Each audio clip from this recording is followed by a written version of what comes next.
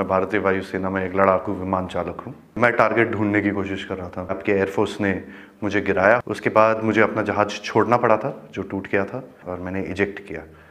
Eject करते ही उसके बाद जब मेरा पैराशूट खुला और जब मैं नीचे गिरा, मेरे पास पिस्तौल थी और लोग बहुत ज़्यादा थे और मेरे पास बचाव का सिर्फ एक ही साधन था। मैंने अपनी पिस्तौल गिरा दी तो मैंने भागने की कोशिश की।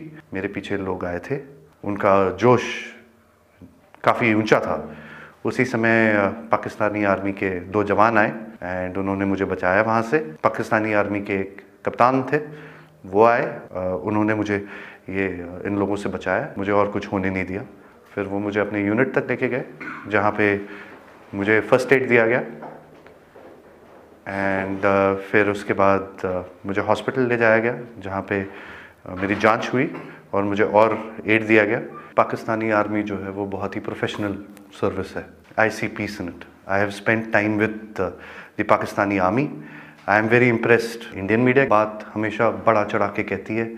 जो छोटी सी चीज़ होती है उसका बहुत ही उसको इतना आग लगा के, इतनी मिर्च लगा के बोलते हैं वो, उसमें लोग बहकावे में आ जाते हैं।